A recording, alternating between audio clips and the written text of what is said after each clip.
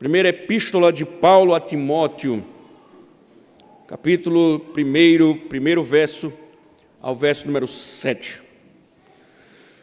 Diz o seguinte: o Senhor, através do apóstolo Paulo, dirigindo sua fala a Timóteo: Paulo, apóstolo de Cristo Jesus, por ordem de Deus, nosso Salvador, e de Cristo Jesus, nossa esperança, a Timóteo, verdadeiro filho na fé.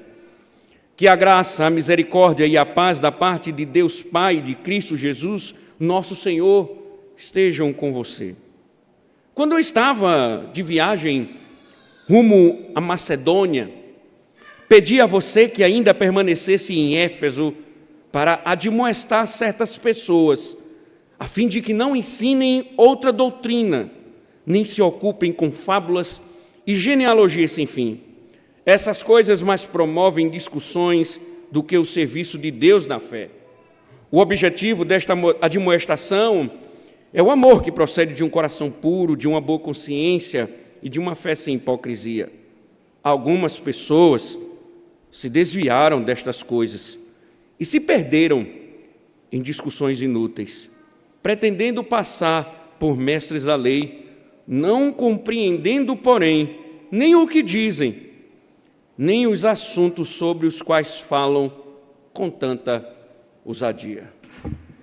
Bendito Deus, mais uma vez, Senhor, rogamos que Tua voz possa ser ouvida, Senhor. Como bem sabemos, somente ela pode transformar, nos orientar verdadeiramente, destruir nossa sabedoria, desfazer, Senhor, nossos equívocos, nossos erros. Então, enfim, Senhor, fala poderosamente, pois Tu és o Senhor dos exércitos. Se Tu, Senhor, fala com a terra e ela treme.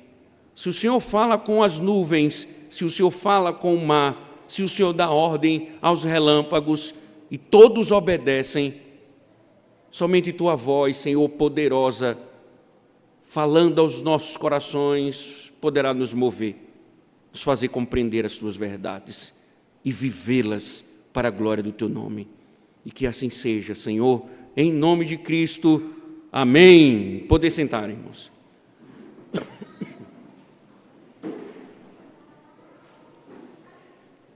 Na introdução da exposição da epístola, nós somos informados sobre o relacionamento profundo que existe ou que existia entre o remetente e o destinatário desta carta.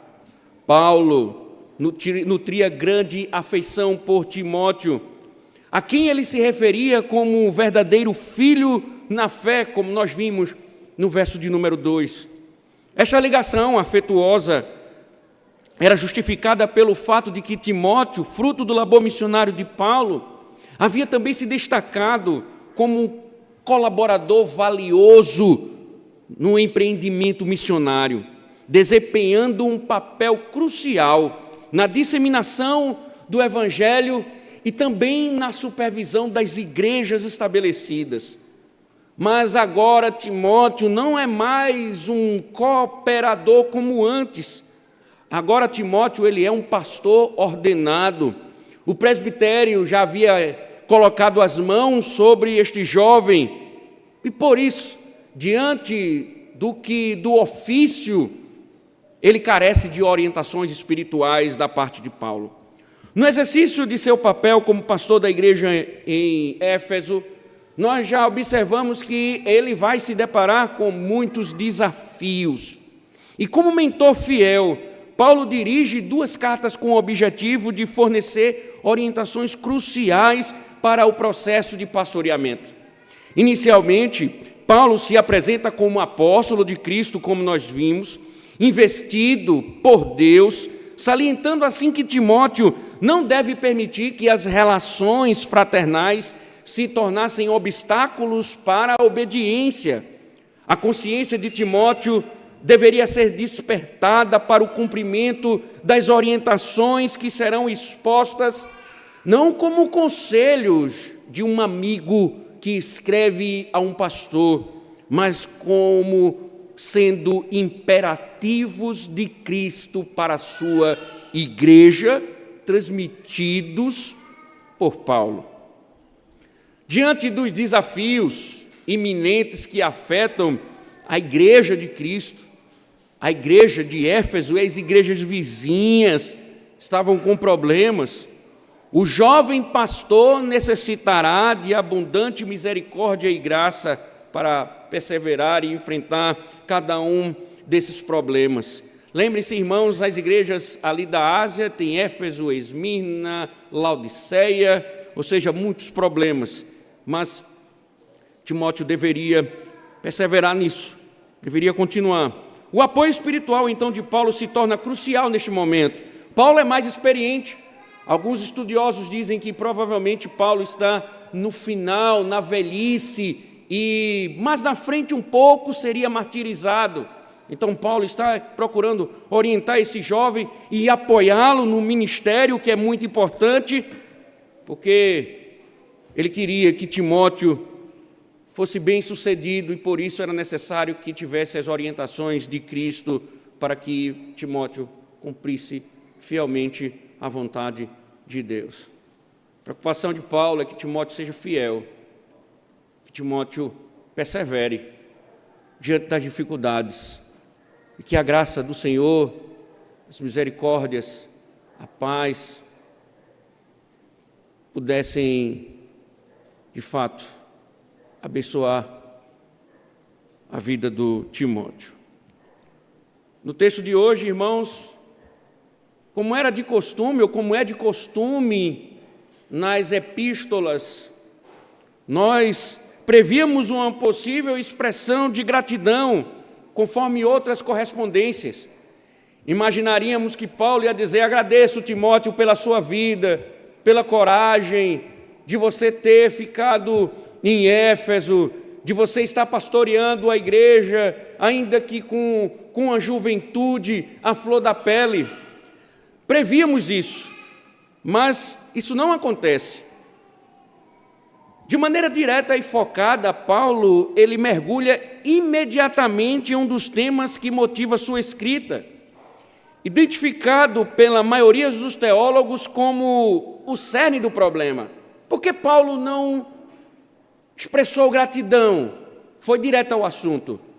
Alguns estudiosos dizem porque o problema básico da igreja era o problema com o falso ensino.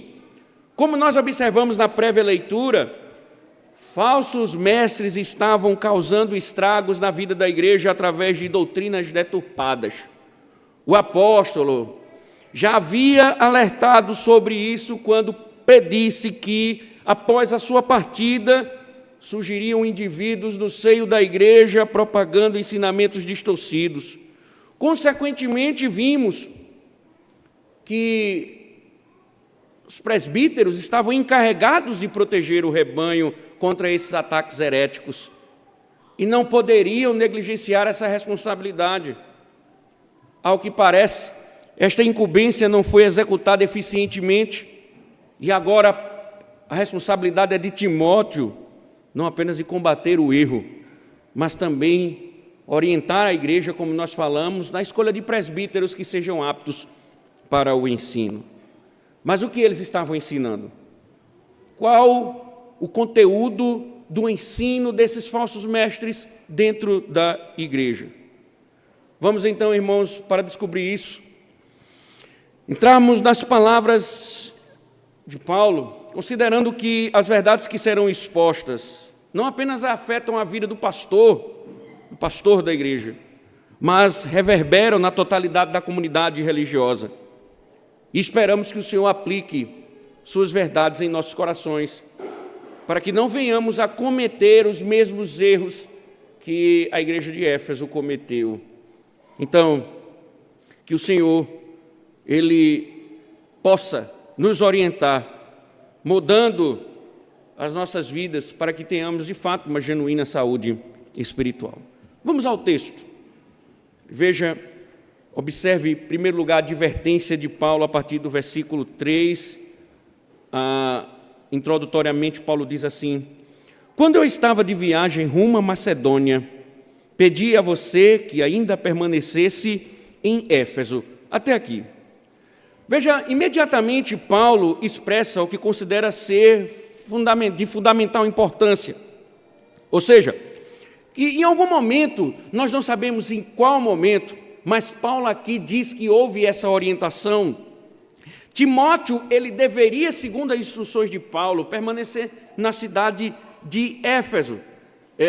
Alguns acreditam que Paulo está lembrando algum tipo de conversa que teve quando Paulo esteve em Éfeso com o próprio Timóteo. E talvez essa conversa tenha acontecido, né, numa das viagens missionárias de Paulo, entre a segunda e a terceira viagem missionária, onde Paulo chega para Timóteo e orienta que Timóteo continue em Éfeso, que ele deveria ali permanecer. É interessante, irmãos, porque a ideia era que Timóteo não deveria parar ou ficar um período, mas que Timóteo ali deveria permanecer, residir naquele lugar. E essa foi a instrução inicial de Paulo. Paulo, então, disse ao seu filho na fé, Timóteo, quando eu estava em direção à Macedônia, eu pedi a você, eu ordenei a você que você permanecesse em Éfeso. Mas quais as orientações ou com que propósito? Porque Paulo carecidamente enfatizou a necessidade de Timóteo permanecer em Éfeso, ali ficar por um bom tempo, pastoreando a igreja de Éfeso. Aí ele vai direto ao ponto, verso 3 e 4, veja, que ele diz, para admoestar certas pessoas, a fim de que não ensinem outra doutrina, nem se ocupem com fábulas e genealogias sem fim. Essas coisas mais promovem discussões do que o serviço de Deus na fé. Interessante, irmãos, a advertência apostólica acerca do surgimento de falsos mestres dentro da comunidade eclesiástica parece não ter sido considerada, dado o destaque que esses indivíduos recebem quando Paulo faz menção a eles. Paulo, ele vai falar muito sobre esse problema na igreja de Éfeso, e por isso alguns estudiosos entendem que todos os outros problemas estão sendo ocasionados por causa justamente do desvio doutrinário. E aí observe que Paulo está tão preocupado que, por exemplo, no próprio capítulo, no verso 20, Paulo começa a citar os nomes desses hereges. E a pergunta é, por que Paulo aqui não citou os nomes, como ele faz na própria carta posteriormente? Por que ele não, neste momento, ele não voltou, ou ele não iniciou citando os nomes logo de cara? Porque o objetivo de Paulo, quando ele cita os nomes, é mostrar indivíduos mais destacáveis. Quando ele diz certos indivíduos, Paulo está querendo chamar a atenção de que existe um grupo muito maior do que os nomes que ele vai citar. Ou seja, havia um grupo na igreja, um grupo que estava dentro da igreja, um grupo significativo que estava perturbando doutrinariamente a vida da igreja. E Paulo diz, eu falei com você para que você ficasse em Éfeso para admoestar. O que Paulo está dizendo aqui é, eu quero, Timóteo, a minha orientação é que você fique em Éfeso para você confrontá-los, para que você enfrente esses hereges. A ideia aqui de admoestar é que a intenção de Paulo é que haja um embate de Timóteo ao ponto que ele silencie cada falso mestre. A intenção de Paulo é que Timóteo encoste cada um deles na parede e enfrente cada um deles diante do desvio doutrinário. E Paulo diz, faça isso, enfrente, exorte, lute, brigue, defenda, porque tem indivíduos aí ensinando falsas doutrinas. Paulo é bem específico quando ele diz que eles estão envolvendo-se em fábulas e genealogias intermináveis. Que danado é isso? O que Paulo está querendo falar sobre fábulas e genealogias? O verbo utilizado por Paulo é heterodidaskaleo, traduzido como outra doutrina, sugere um tipo de ensinamento diferente. É algo diferente que está sendo ensinado. A palavra outra doutrina pode ser traduzido, estão ensinando outras coisas. Isso indica, irmãos, uma coisa importante. A igreja de Éfeso, bem instruída por Paulo, lembra que Paulo já enviara uma carta à igreja de Éfeso? A igreja de Éfeso, bem instruída por Paulo, quando Paulo usa esse termo, heterodidaskaleo, ele está dizendo que esta igreja, ela já possuía um corpo doutrinário. A igreja de Éfeso, ela já tinha instruções, ela já tinha doutrina, ela já tinha uma verdade, ela já tinha os fundamentos doutrinários, já tinha um ensino. Então, quando ele diz outra doutrina, significa dizer que eles estão ensinando coisas que não estão alinhadas com o escopo doutrinário da igreja. Eram ensinamentos estranhos, eram ensinamentos diferentes daquilo que Paulo havia dado, de toda a instrução dada à igreja. E é interessante, irmãos, porque outra doutrina também implica em aquilo que é contrário ao Evangelho. É aquilo que é contrário à verdade. Porque o que Éfeso tem em termos de doutrina é o próprio Evangelho. Então, quando eles ensinam outras doutrinas, eles estão ensinando aquilo que é contrário ao Evangelho. Podemos afirmar então, a princípio, que havia um corpo doutrinário estranho se infiltrando na igreja, e essas doutrinas estranhas estavam encapsuladas em fábulas e genealogias.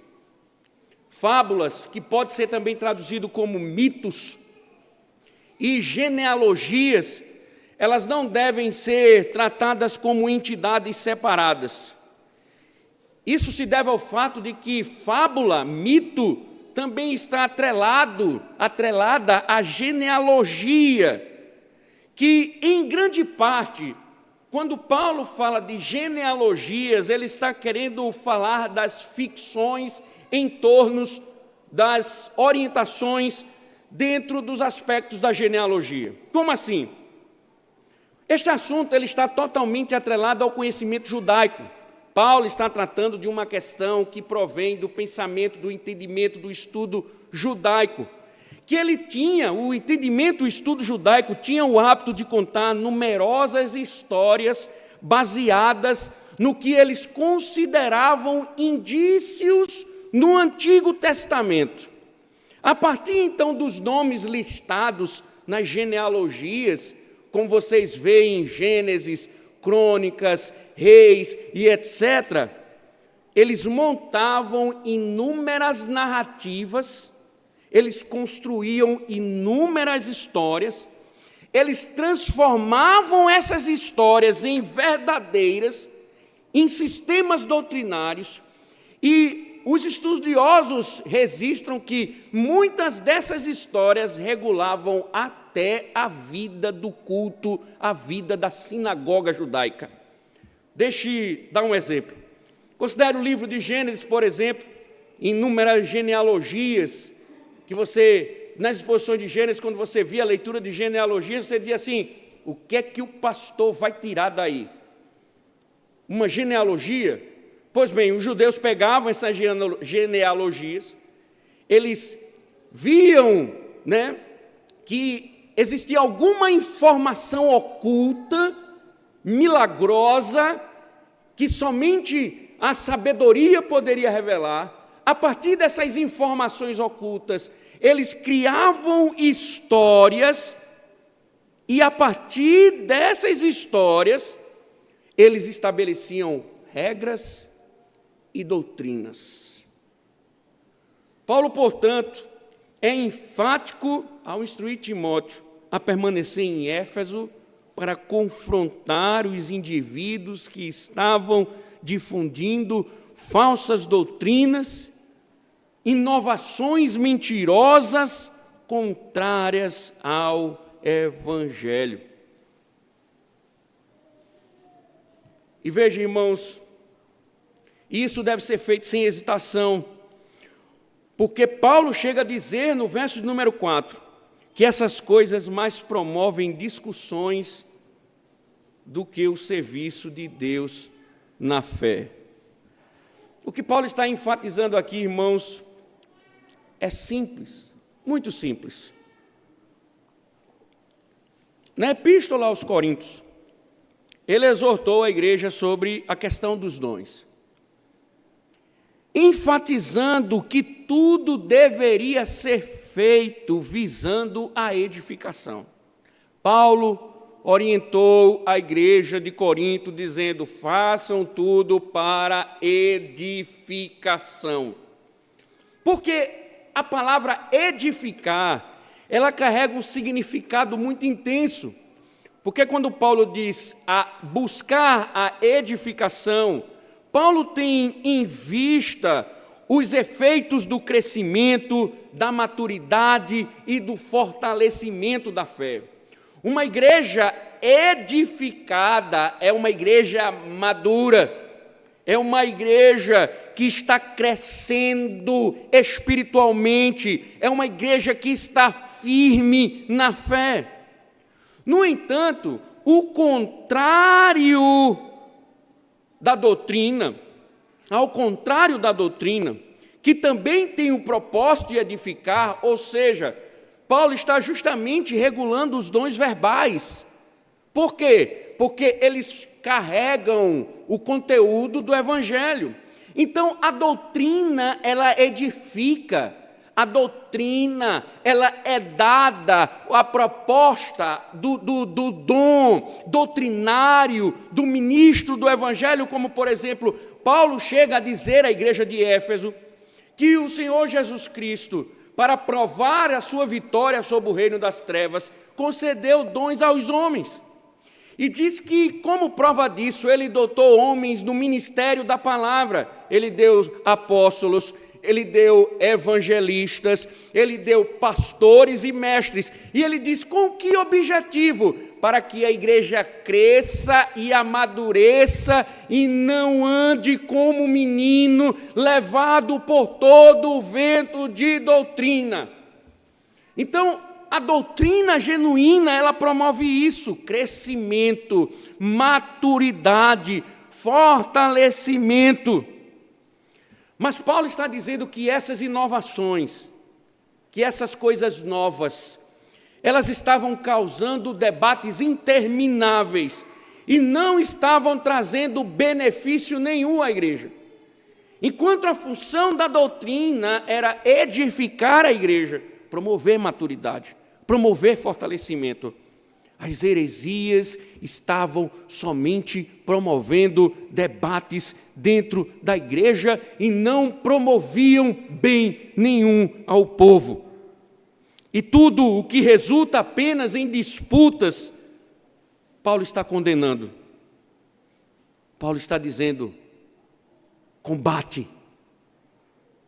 esses hereges, combate esses homens que estão ensinando outra doutrina, que estão ensinando outras coisas, que estão criando histórias, e essas histórias não edificam o povo, só estão promovendo debates, só estão promovendo discussões intermináveis que não levam a lugar nenhum.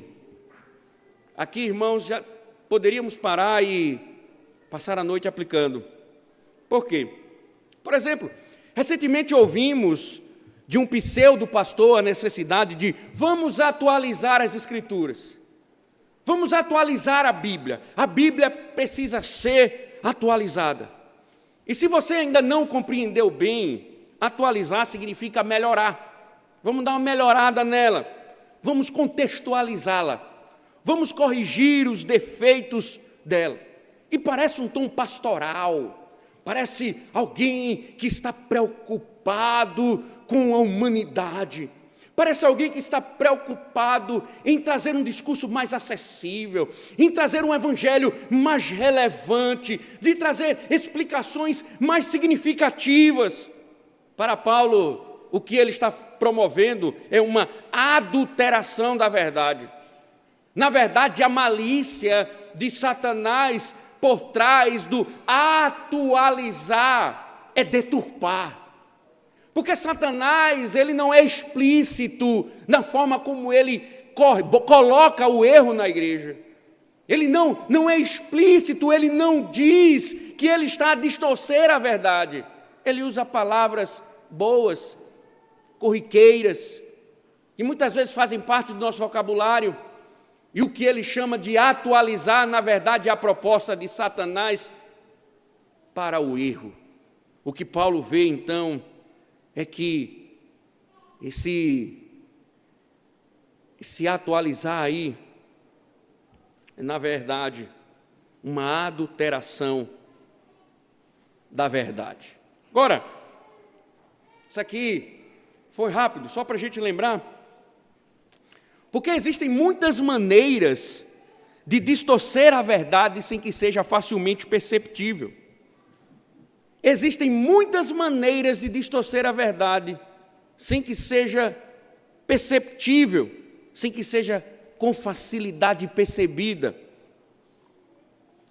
Então deixa eu dizer uma coisa antes de tudo. O que significa estudar? O que significa aprender? Estudar é dedicar todos os recursos pessoais à aquisição e compreensão de dados, relações e técnicas que levam à compreensão de um problema. Aprender é alcançar o resultado desejado através do estudo. Nesse contexto, segundo essas definições, é possível estudar sem realmente aprender, pois o que comumente chamamos de estudar nada mais é do que assimilação de informações. Por que faço essas observações? Entendo, irmãos, ao invés de dedicar-se ao estudo da palavra de Deus, ou seja, descobrir a verdade divina e apreciá-la em sua profundidade, em vez de nos dedicarmos a estudar a palavra, de nos aprofundar, de buscar, de esgotar a profundidade dela, com desejo sincero de uma compreensão espiritual, Paulo está mostrando que alguns do seio da igreja são pessoas que preferem se entregar a todo tipo de fantasias. São pessoas que gostam da novidade, gostam dos acréscimos. E, por exemplo, deixa eu dizer uma coisa, optam por assistir novelas na tela ou séries como The Chosen, que de forma antagônica embelezam passagem das Escrituras, só que de maneira antibíblica. Devemos entender, irmãos, não estou negando a legitimidade do uso da dramatização, mas é importante compreender uma coisa, que não estamos falando de The Dark, não estamos falando de The Walking Dead, mas nós estamos falando de narrativas sagradas que estão sendo misturadas com ficção. O que Paulo está dizendo é, quando a verdade ela se mistura com ficção, ela se tornou outra coisa, não o evangelho. Quando a verdade recebe caráter de ficção, ele distorce o evangelho e deixa de ser evangelho para ser outra coisa. E nós muitas vezes estamos apreciando aquilo que nós chamamos ser de bíblico e na verdade são histórias das histórias bíblicas. E é triste, irmãos, porque inclusive entre pastores presbiterianos, há uma apologia indiscriminada nesse tipo de conteúdo. E o que Paulo está dizendo é ficção, que o evangelho é outra doutrina. constitui outro evangelho. São histórias, ficções misturadas com a história sagrada. Mentira!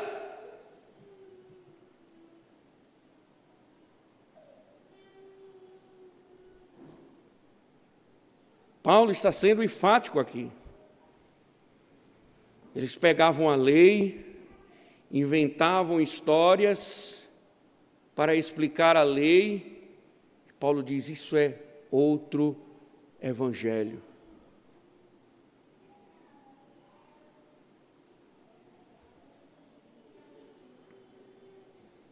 Devemos tomar cuidado, irmãos, com aquilo que assistimos, intitulado de Bíblia. Quero nem falar aqui nas imagens de Cristo. Não quero nem falar nos desenhos com Cristo, nos filmes com Cristo. Não quero nem falar. Quero me prender ao que Paulo está dizendo. Ficção acrescida à verdade é outro evangelho, é outra doutrina. E nós muitas vezes estamos dispondo nossos corações aquilo que não é o evangelho, é outra doutrina. Também, irmãos, devemos considerar uma coisa importante aqui. Observem que Paulo diz que essas novidades provocavam mais debates do que edificação. Isso nos leva a refletir sobre a quantidade de pessoas que estão propensas a levantar discussões na igreja simplesmente para levantar debates, estimular debates que não geram crescimento espiritual algum. Paulo não está dizendo aqui, irmãos, que discussões, debates, todos são erros, não.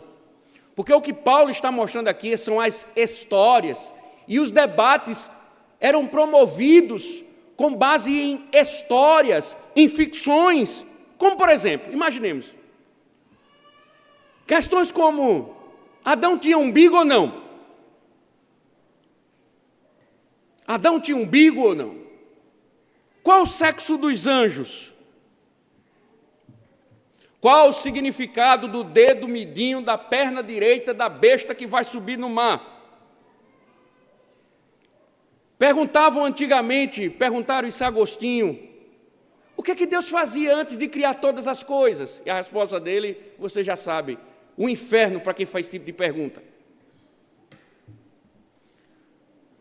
O que Paulo está dizendo que são coisas que não promovem a edificação, que não trazem nenhum benefício, muitas delas ocultas, no entanto, estavam sendo colocadas diante da igreja para promover somente debates, somente discussões, não promovia nada a edificação.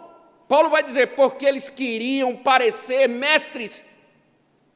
Eram os caras que mostravam uma certa intelectualidade para dizer: eu sou mestre, eu sou conhecedor. O que Paulo está nos mostrando é que nós não precisamos de uma verdade que está oculta, nós não precisamos ficar discutindo coisas que Deus não revelou.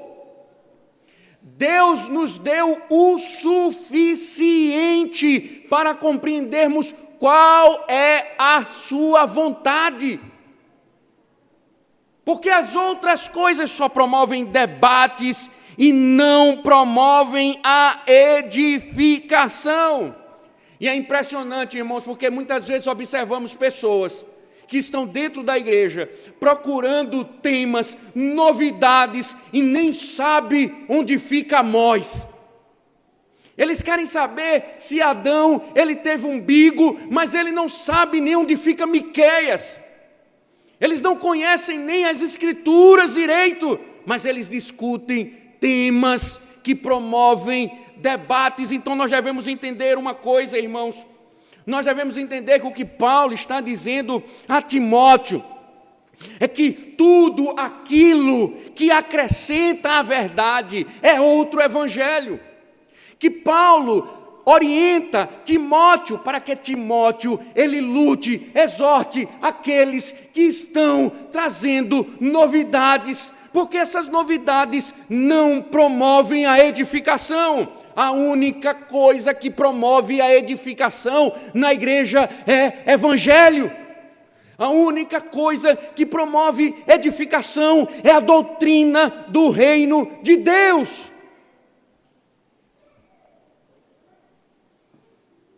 Paulo está dizendo, exorte-os, porque eles estão ensinando outra coisa, histórias. Eles estão ensinando outra coisa, não o evangelho. Isso aqui foi só o básico, para que a gente entre nos pontos principais. Irmãos, parem para pensar, olhem para mim. Nós não estamos falando de qualquer outra igreja. Nós estamos falando de uma igreja doutrinada por Paulo. Nós estamos falando de uma igreja instruída por Paulo. Nós estamos falando de uma igreja que recebeu uma carta de Paulo, com instruções maravilhosas, mas ela estava sendo influenciada pelos falsos mestres. Irmãos, é surpreendente como é fácil a igreja cair no erro. É impressionante, irmãos, dói no meu coração a rapidez com que a igreja, ela cai no erro. Você luta, incansavelmente procura estudar a verdade, orar, instruir, colocar diante do povo a verdade de Deus, mas num passe de mágica. É fácil seguir o erro. É fácil abandonar a verdade e seguir o erro. Basta alguém dizer, eu estou falando em nome de Deus. Basta alguém ter alguma Bíblia na mão, pronto, resolveu o problema. Está todo mundo falando de Deus, está todo mundo falando a verdade, está todo mundo falando o que é certo. E é surpreendente a rapidez com que se cai no erro. Por isso, irmãos, a importância da liderança da igreja é de extrema importância. Porque, veja, apesar da exortação de Paulo aos presbíteros de Éfeso, eles falharam. Vá lá para Atos capítulo 20. Veja o que diz o apóstolo Paulo. Atos capítulo 20.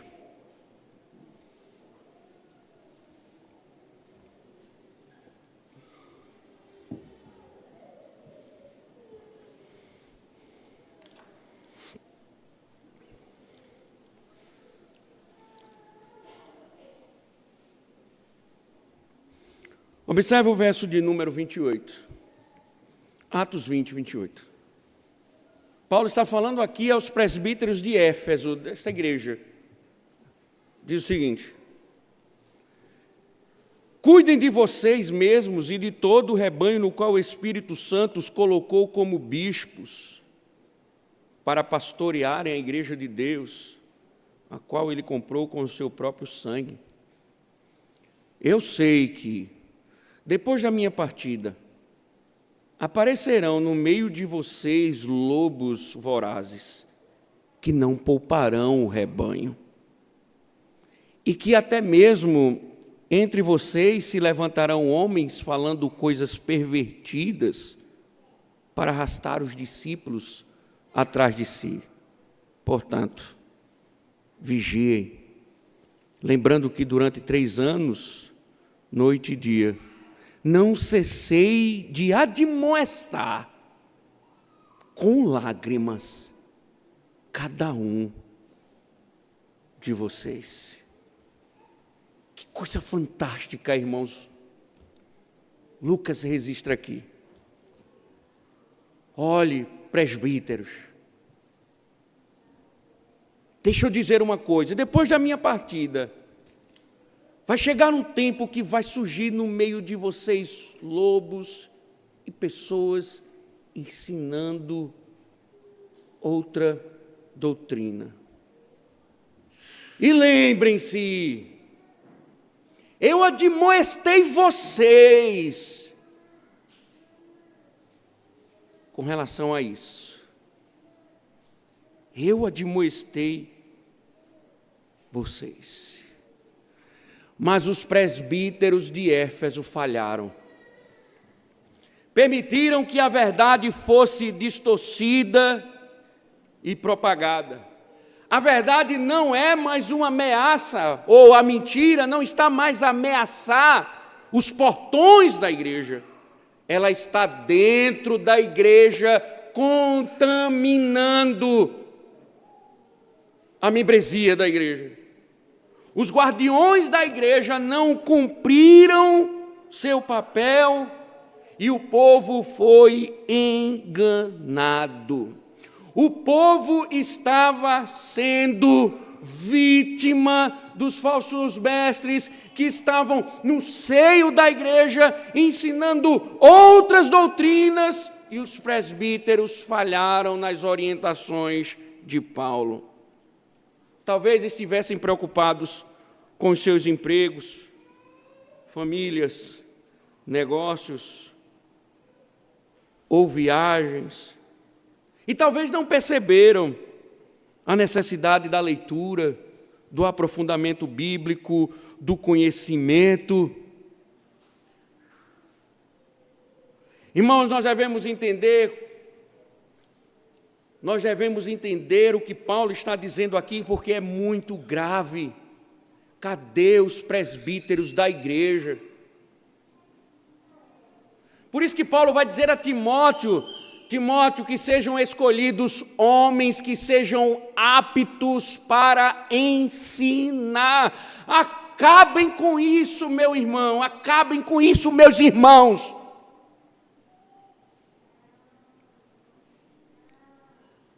Presbíteros devem conhecer a verdade. Sabe por que muitas igrejas foram entregues ao erro? Porque pessoas ignorantes foram ordenadas ao presbiterato. Sabe por quê? Muitas igrejas por aí é uma bagunça. Porque os presbíteros não são aptos para o ensino. E o que acontece é isso, é inevitável. É inevitável. Uma igreja com uma liderança frágil teologicamente, ela está entregue ao erro. Uma igreja frágil teologicamente, quando a sua liderança é omissa, é ignorante, não conhece a verdade, ela está entregue ao erro. Porque eles estão preocupados com tudo. Eles estão preocupados com tudo na vida, mas eles não estão preocupados com a vida da igreja. Por isso que é mais fácil fazer uma faculdade, por isso que é mais fácil se dedicar ao emprego, por isso que é mais fácil se dedicar à família, do que conhecer a vontade de Deus e combater o erro. E a igreja estava sendo desviada, porque presbíteros falharam.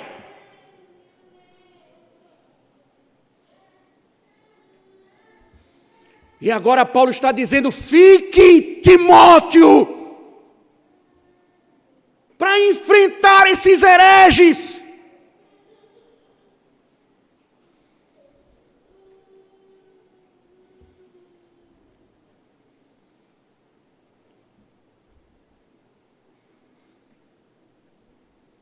Os presbíteros desta igreja, fico alerta. É de vossa competência a responsabilidade de proteger a igreja do erro. Dediquem-se ao ensino, ao conhecimento.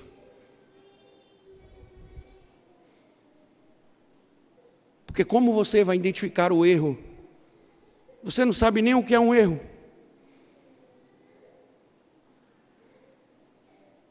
Como? Da mesma forma, alguns me procuram e dizem assim: pastor, eu quero ser presbítero. Lembre-se, seja apto para o ensino.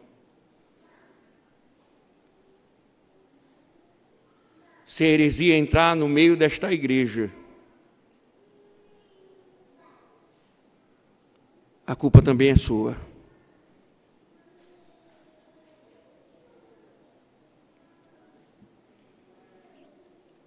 A culpa também é sua. Se você quer ser um presbítero, lembre-se. Paulo não está dizendo aqui, vá para um seminário, faça 4 anos de bacharel em teologia. Paulo não está dizendo isso. Paulo está dizendo que deve ser apto. Ele deve saber manusear as Escrituras. Ele deve conhecer a verdade.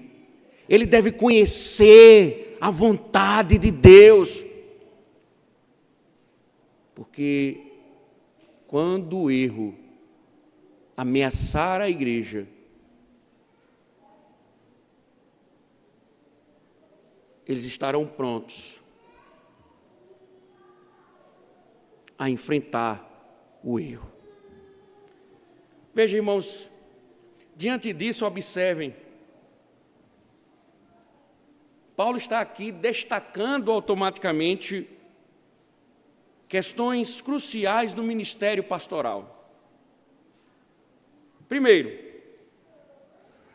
os ministros do Evangelho, eles não são encorajados somente a pregar o Evangelho, mas o que Paulo está chamando a atenção também é: não pregue outra doutrina. O pastor, ele é chamado para pregar o Evangelho e não outra doutrina. Primeira coisa, Evangelho implica em doutrina. Há uns ignorantes por aí, tolos, imbecilizados espiritualmente, que dizem assim: doutrina é coisa de homem. O que Paulo está nos mostrando é que Evangelho implica em doutrina. Pregar o Evangelho implica em expor doutrinas, verdades doutrinárias. E o que Paulo está dizendo é: somente essas verdades devem ser pregadas. Porque o Evangelho é tudo o que necessitamos. Por que isso é importante? Quantos nos dias de hoje usam o púlpito para todo tipo de assunto, menos para proclamar exclusivamente o Evangelho? Tem pastores que sobem a um púlpito, que contam histórias, vivem a contar histórias, os coaches principalmente com suas ilustrações, com suas ficções. Quantos pastores não sobem ao púlpito e pregam um evangelho misturado com psicologia, com psicanálise e tantas outras coisas? O que Paulo está chamando a atenção é que isso é outro evangelho e Timóteo deve pregar somente o evangelho. automaticamente o que Paulo está dizendo à igreja é: não espere que o pastor ensine outra coisa a não ser o evangelho. A igreja não é chamada por Paulo a escolher coaching. A igreja não é chamada por Paulo para escolher um psicólogo.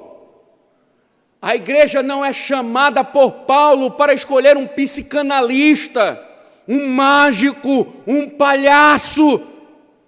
A igreja é alertada por Paulo em entender que a função do ministro é pregar o evangelho e unicamente o evangelho, e ele não pode fugir disso, porque se ele pregar outra coisa, é outra doutrina, é mentira.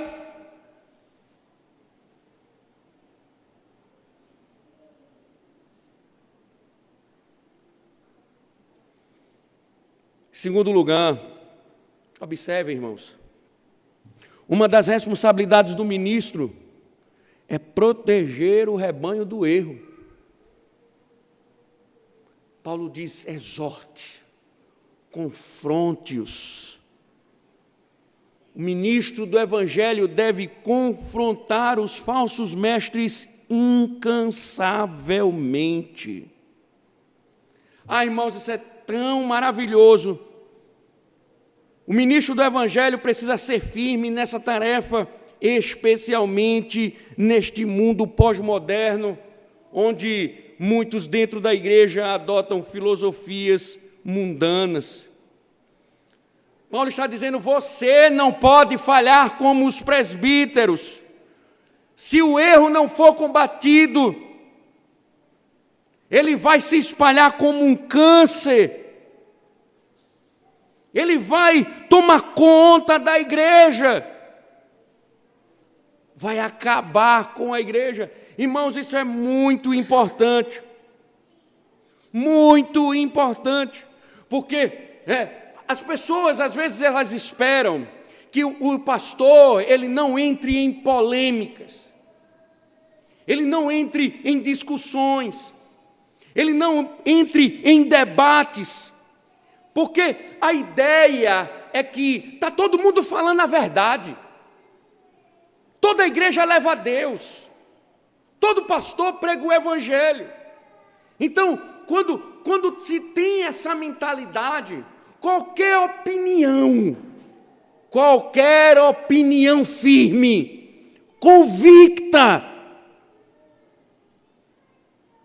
leva muitas igrejas a rejeitarem o pastor, porque nós precisamos de um pastor mais sincrético. Paulo está dizendo o contrário. Paulo está dizendo a Timóteo que ele deve enfrentar o erro incansavelmente, porque existe erro. Nem tudo que diz por aí é evangelho, nem todo Deus que dizem, que pregam, é o Deus das Escrituras. Tem muita mentira por aí sendo dita por pastores, muitas mentiras por aí sendo ditas por crentes. Existe um erro teológico sendo pregado. E Paulo diz: combata. O pastor tem que combater incansavelmente. Ele tem que lutar para defender a igreja, proteger a igreja do erro. Um pastor não pode negar essa verdade, não pode rejeitar essa orientação. É vital para a igreja que o pastor, ele se posicione contra os erros. Pastores que abrem as igrejas para o erro entregaram o rebanho a Satanás. Porque toda mentira afasta o homem de Deus.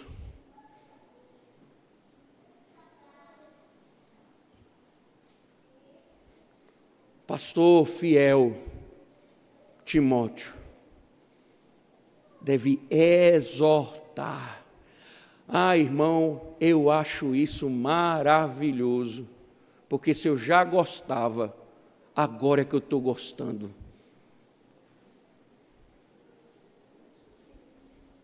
eu sou insensível ao erro.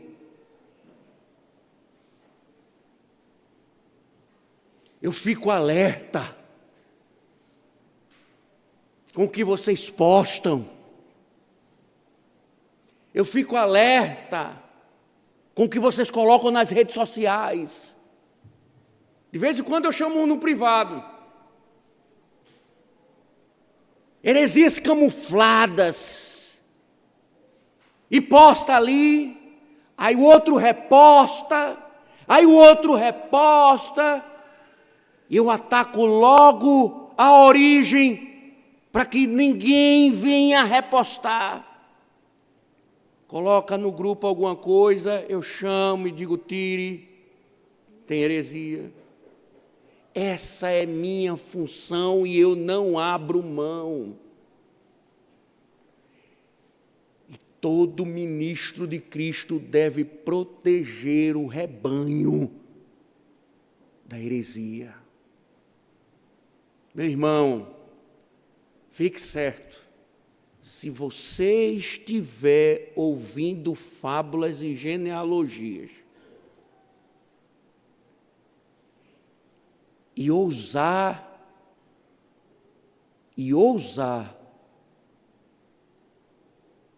aplicá-las aqui, lembre-se, você tem um pastor pronto para lhe exortar. Da mesma forma, aqueles que se alinham com comunismo, com marxismo, socialismo, fique certo, eu sou um inimigo incansável. Ou você muda ou sai, porque o erro não pode continuar. Ou você pega o beco, vai para a disciplina, seja lá o que for, mas o erro doutrinário não pode permanecer intocável. Paulo disse, fique em Éfeso para exortá-los. Pode ter a idade que for, pode vir de onde vier. Paulo diz, Timóteo, exorta-os, para que não ensinem mais isso.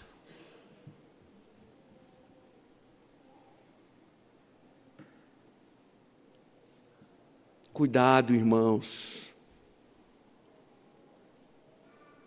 Cuidado com aquilo que é falso.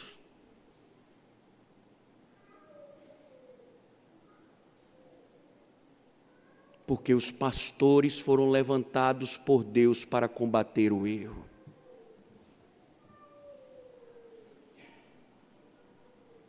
Os pastores foram chamados para edificar o povo. Não para promover os debates filosóficos que não edificam, que promovem o erro. Pastor, ele foi chamado para combater o erro. Pode observar, por experiência, as igrejas em que os ministros não combatem o erro são confusas, espiritualmente confusas e doentes diante dos erros que chegam, se instalam e acabam com a igreja.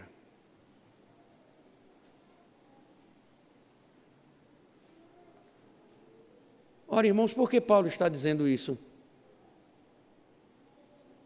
Imaginem, por que esquentar com essas questões? Eu não poderia dizer, pensem do jeito que vocês quiserem. Você é comunista, meu irmão? Continue, vote em Lula. Continue Continue defendendo aborto. Continue defendendo bandido. Você poderia ter a liberdade de fazer o que você entende. Viver a vida livre, pensar do jeito que você quer. Mas por que Paulo está dizendo isso?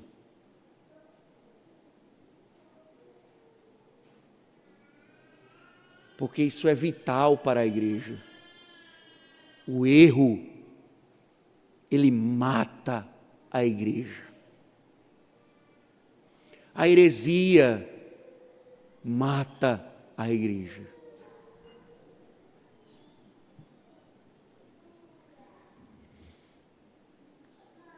Mas Paulo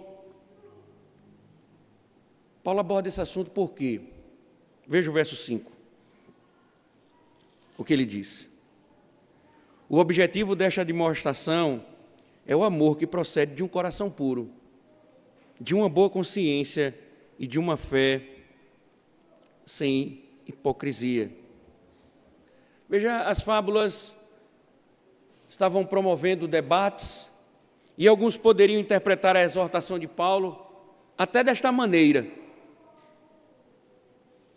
Muitas pessoas, ao se depararem com pastores convictos, logo os acusam de intolerância, de promover divisões na igreja, sob a premissa de um amor, esperam que os pastores sejam silenciados ou silenciem diante do erro, como se isso fosse benéfico ao corpo da igreja.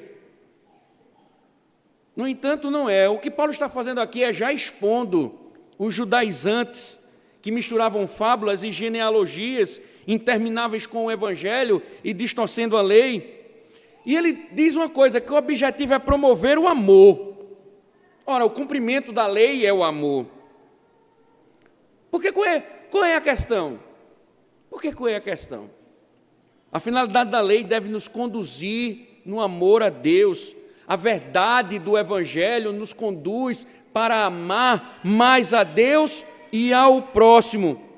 Então, qualquer coisa que enfraqueça nosso relacionamento com Deus e com o próximo, não é a verdade.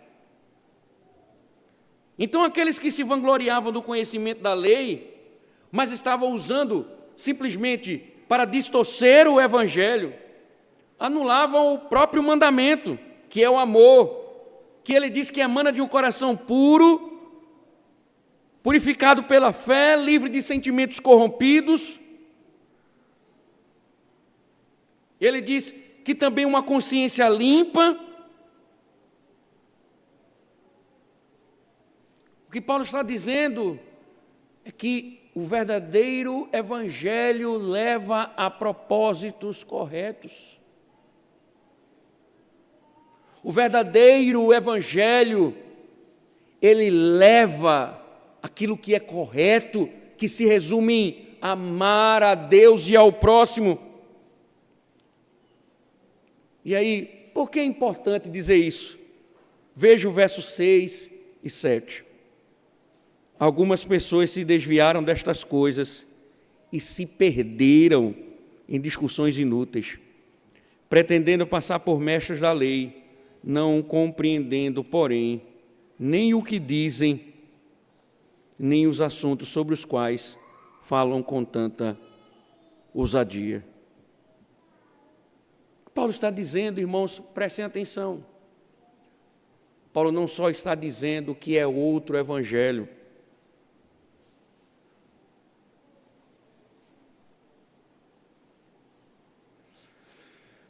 mas é um desvio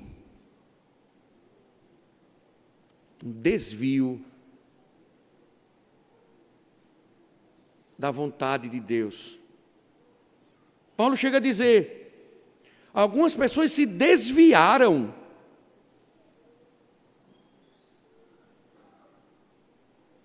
Algumas pessoas se desviaram. Ele está falando daquilo que anteriormente citou. Amor, coração puro, boa consciência, fé sem hipocrisia. A verdade do evangelho leva a uma vida piedosa, a uma vida de amor a Deus e ao próximo. O que Paulo está dizendo é que esses falsos mestres com novidades, com filosofias, com novos ensinos, com coisas diferentes, coisas novas, Paulo diz que eles se desviaram dos valores que a doutrina promove. Quando eles pensavam estar andando no caminho de Deus, eles estavam desviados. É como alguém que está errando o alvo. É como um viajante, Paulo está dizendo, que está andando, mas não chega em nenhum destino. E ele ignora todas as sinalizações durante a estrada, ele não está indo para lugar nenhum. Por isso, enfatizo, outra doutrina desvia o povo, não leva a igreja para lugar nenhum. Tem tanta igreja por aí. Agora, oh glória a Deus, aleluia! Erguei as mãos e dai glória a Deus. Está uma diversão. Os pastores falando coisas agradáveis, falando novidades, entretendo o povo com outro evangelho e o povo vibrando. E Paulo está dizendo, se desviaram, estão andando sem rumo, estão andando sem rumo. E aí veja que Paulo ainda diz assim, pretendendo passar por mestres da lei. Paulo diz, mas eles se perderam nelas. Eram paradoxalmente sábios na ignorância, intelectuais, porém perdidos. Ah, irmãos, eu glorifico a Deus. Sabe por quê? Porque o que a gente encontra por aí é os pastores de novidade. Vamos fazer um culto mais alegre, um culto menos engessado. Vamos alegrar o povo, vamos divertir o povo, vamos fazer algo mais contemporâneo. E ele começa a encher a igreja de novidade, e ele começa a ensinar a igreja. Paulo está dizendo, ele nem sabe o que eles estão dizendo. Eles nem sabem o que estão dizendo, porque eles também são ignorantes.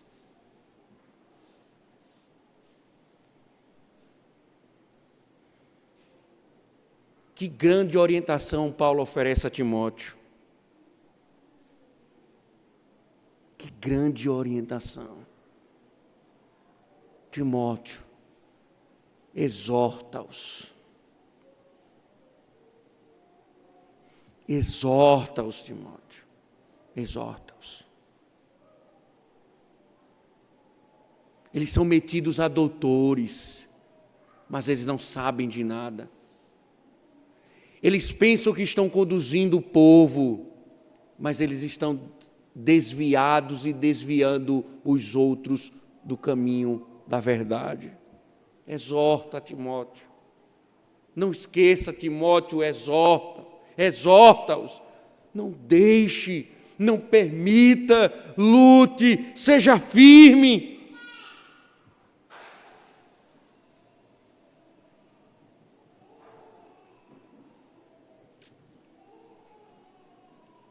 Irmãos, quando nós incansavelmente instruímos, exortamos a igreja, estudem, é porque existe um erro que assedia a igreja, e a igreja precisa estar alerta. Quando eu digo a liderança, leiam, estudem, para que sejam capazes de identificar este erro, combatê-lo. Eu fico até, me dá uma aceleração no coração, por exemplo, quando eu vejo um líder usando termos marxistas. O feminicídio, para com isso. Ninguém mata uma mulher porque ela é simplesmente mulher. Eu acordei, eu estou a fim de matar uma mulher, vou matar uma mulher. Aí fica usando o vocabulário político marxista comunista. Encha a tua boca de escritura. Para de estar falando de racismo. Fala de que negros, brancos, amarelos, pardos são todos filhos de Deus e precisam ser respeitados como criaturas de Deus, e acaba com esse negócio de racismo. Conhece as Escrituras, estuda as Escrituras, te aprofunda nas Escrituras para combater o erro e não cair na falácia deste mundo perdido.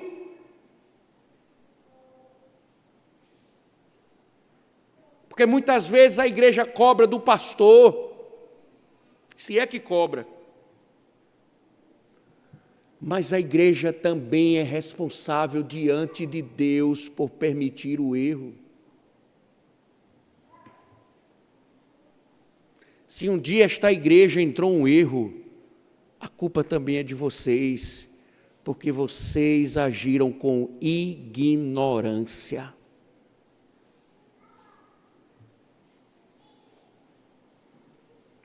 E quando a igreja falha, melhor dizendo, Paulo está dizendo ao pastor, exorta-os, não deixe que continue. Cuidado, irmãos, com novidades, com pastores modernos.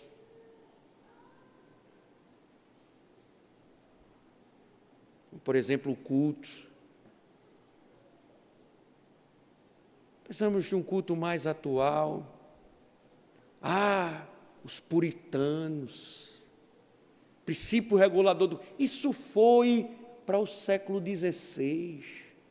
Cantar salmos. Para que isso? Nós temos cantores do mundo gospel com músicas maravilhosamente antibíblicas, mas que fazem sucesso. Como Zaqueu quero subir.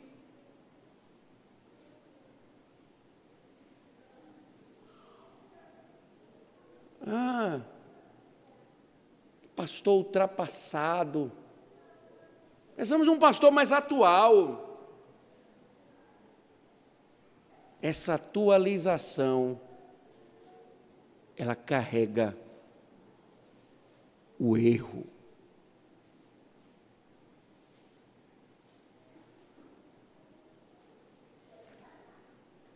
Igreja, não seja negligente no conhecimento das Escrituras.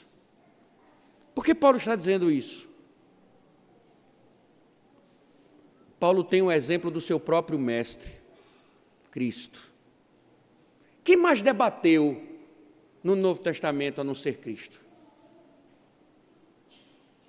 Cristo confrontou todos aqueles que estavam instruindo o seu povo de forma errada. Desde o Sermão do Monte, Jesus fazia: ouviste o que foi dito aos antigos? Eu, porém, vos digo, quantos embates João não revela entre Cristo, os saduceus, os fariseus, os essênicos e os zelotes, porque o Senhor estava defendendo o seu povo, para que o povo não caísse no erro. Outra vez ele disse: vocês estão pecando por não conhecerem as Escrituras.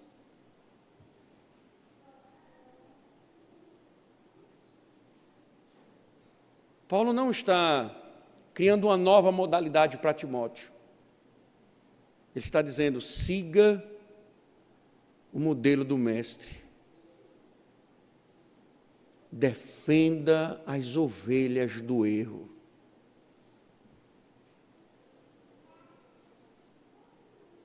Isso não é algo que o pastor deve pensar ou não em fazer. Timóteo não tinha a liberdade de dizer: não posso fazer isso. Era uma obrigação de Timóteo defender o rebanho. A igreja não deve escolher um pastor que seja conivente com o erro. A igreja deve escolher um guardião para defendê-la do erro incansavelmente.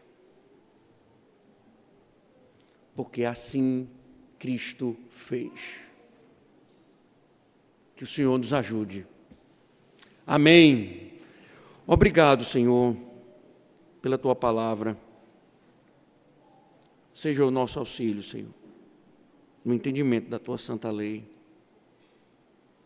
Principalmente, Senhor, nas verdades que aqui ouvimos. Que o Senhor possa nos falar. Em nome de Cristo, ó Deus, e aplicar essas verdades para a glória do Teu nome. Amém.